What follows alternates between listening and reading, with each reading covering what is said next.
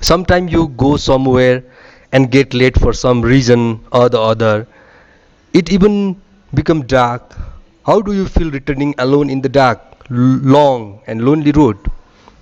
Now read this poem and find out where the girl had gone, why she was late, and what she thought while walking back alone in the dark, lonely road. Now we are going to study a poem, Village Song, which is written by Sarojini Naidu. Before starting the poem, I am going to give you the meaning of some difficult words uh, in the poem.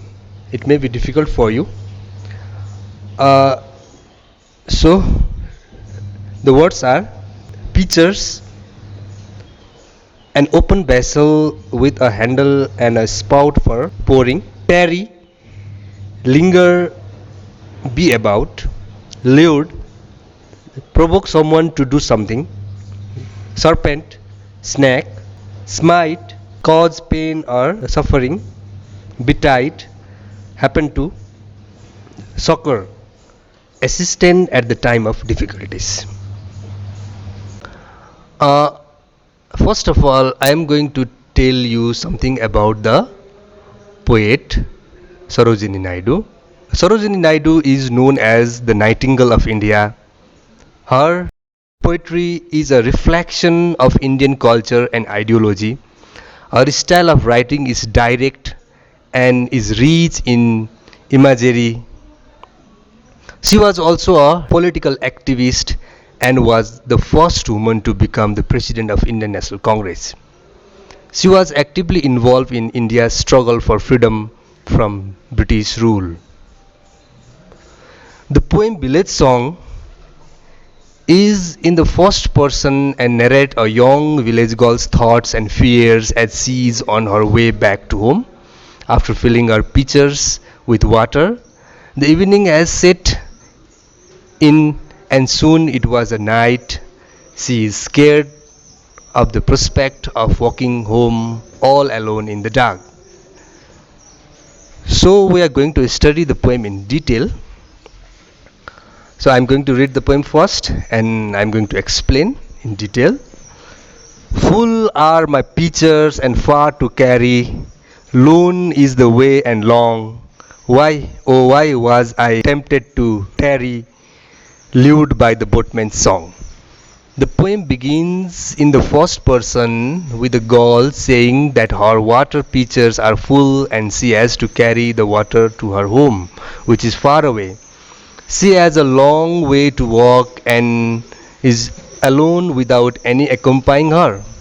She had gone to the riverside to fetch water.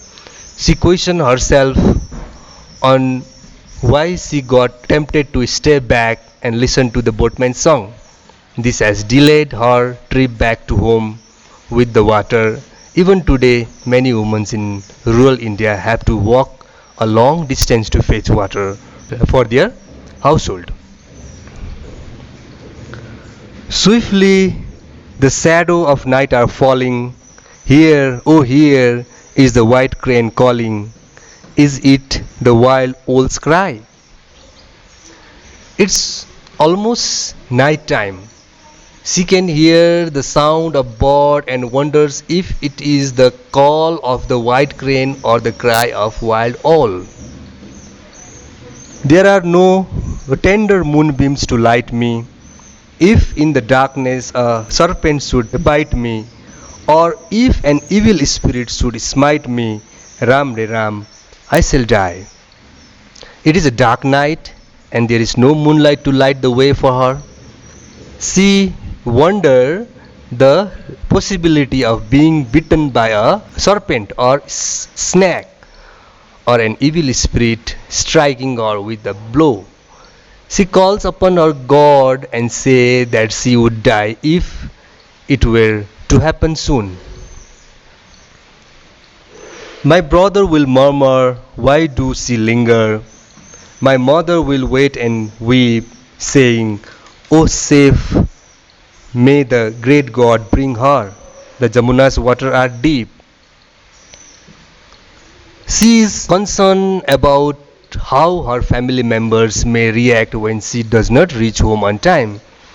Her brother might think about why she is taking so much time to get back. Her mother would wait and start crying, worried that her daughter isn't back yet. She would also pray that the God bring her daughter home safely and express concern that the water of the river Jamuna are deep. The Jamuna's water rushed by so quickly, the shadows of evening gathered so thickly like black birds in the sky. The water of the river Jamuna rushed so swiftly. There is a simile used in line 17 and 18 where shadows of the evening are compared to the blackboard in the sky. It implies the onset of night. Oh, if the storm breaks, what will betide me? Safe from the lightning, where shall I hide me?